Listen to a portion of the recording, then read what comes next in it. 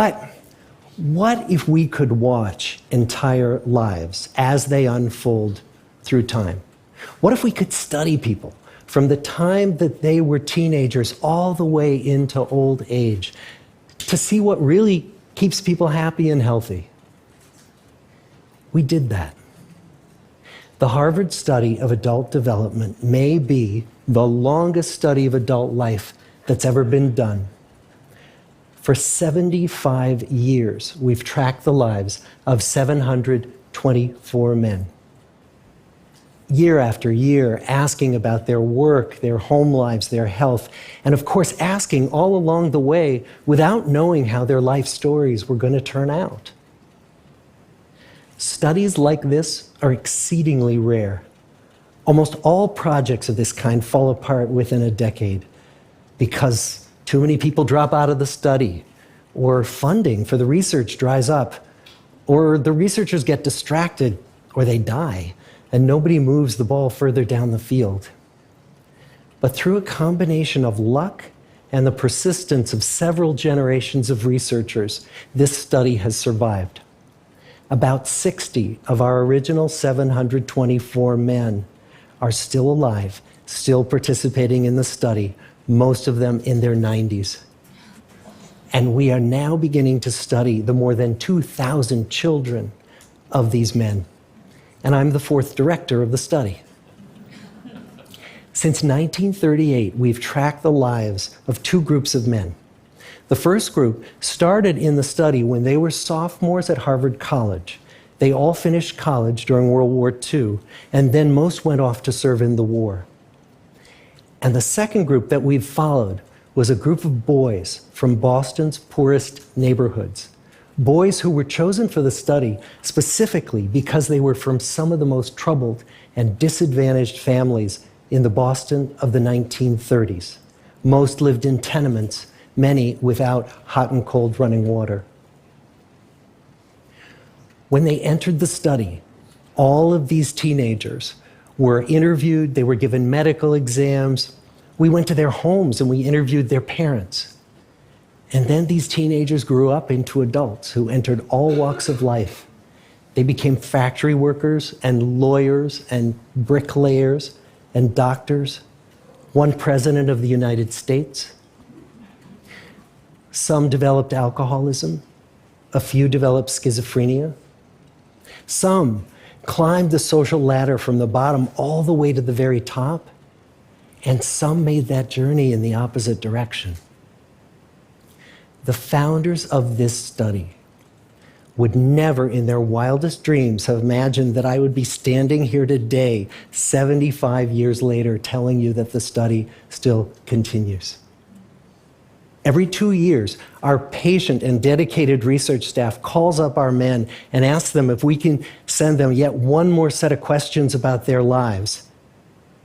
Many of the inner city Boston men ask us, "Why do you keep wanting to study me? My life just isn't that interesting." The Harvard men never asked that question.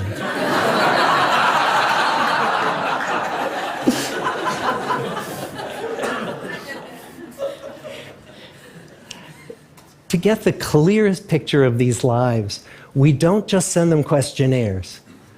We interview them in their living rooms. We get their medical records from their doctors. We draw their blood. We scan their brains. We talk to their children. We videotape them talking with their wives about their deepest concerns. And when about a decade ago we finally asked the wives if they would join us as members of the study, many of the women said, "It's about time." So what have we learned? What are the lessons that come from the tens of thousands of pages of information that we've generated on these lives? Well, the lessons aren't about wealth or fame or working harder and harder.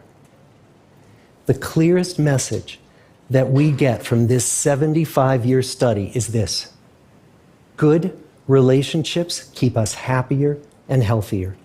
Period. We've learned 3 big lessons about relationships.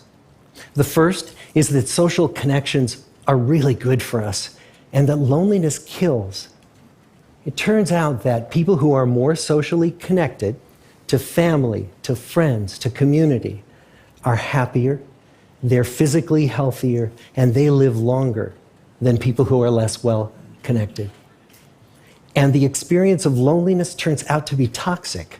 People who are more isolated than they want to be from others find that they are less happy, their health declines earlier in midlife, their brain functioning declines sooner, and they live shorter lives than people who are not lonely. And the sad fact is that at any given time, more than 1 in 5 Americans will report that they're lonely. And we know that you can be lonely in a crowd and you can be lonely in a marriage. So the second big lesson that we learned is that it's not just the number of friends you have, and it's not whether or not you're in a committed relationship, but it's the quality of your close relationships that matters. It turns out that living in the midst of conflict is really bad for our health. High conflict marriages, for example, without much affection, turn out to be very bad for our health, perhaps worse than getting divorced. And living in the midst of good, warm relationships is protective. Once we had followed our men all the way into their 80s, we wanted to look back at them at midlife and to see if we could predict who was going to grow into a happy, healthy octogenarian and who wasn't. And when we gathered together everything we knew about them at age 50, it wasn't their middle-aged cholesterol levels that predicted how they were going to grow old. It was how satisfied they were in their relationships. The people who were the most satisfied in their relationships at age 50 were the healthiest at age 80. And good, close relationships seem to buffer us from some of the slings and arrows of getting old. Our most happily partnered men and women reported in their 80s that on the days when they had more physical pain, their moods stayed just as happy.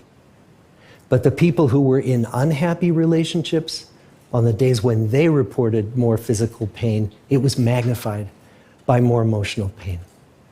And the third big lesson that we learn about relationships and our health is that good relationships don't just protect our bodies, they protect our brains. It turns out that being in a securely attached relationship to another person in your 80s is protective. That the people who are in relationships where they really feel they can count on the other person in times of need, those people's memories stay sharper longer. And the people in relationships where they feel they really can't count on the other one, those are the people who experience earlier memory decline. And those good relationships, they don't have to be smooth all the time. Some of our octogenarian couples could bicker with each other day in and day out. But as long as they felt that they could really count on the other when the going got tough, those arguments didn't take a toll on their memories. So, this message that good, close relationships are good for our health and well-being, this is wisdom that's as old as the hills. Why is this so hard to get and so easy to ignore? Well, we're human. What we'd really like is a quick fix, something we can get that'll make our lives good and keep them that way. Relationships are messy and they're complicated, and the hard work of tending to family and friends, that's not sexy or glamorous. It's also lifelong. It never ends. The people in our 75-year study who were the happiest in retirement were the people who had actively worked to replace workmates with new playmates. Just like the millennials in that recent survey, many of our men, when they were starting out as young adults, really believed that fame and wealth and high achievement were what they needed to go after to have a good life. But over and over these 75 years, our study has shown that the people who fared the best were the people who leaned into relationships with family, with friends, with community. So what about you?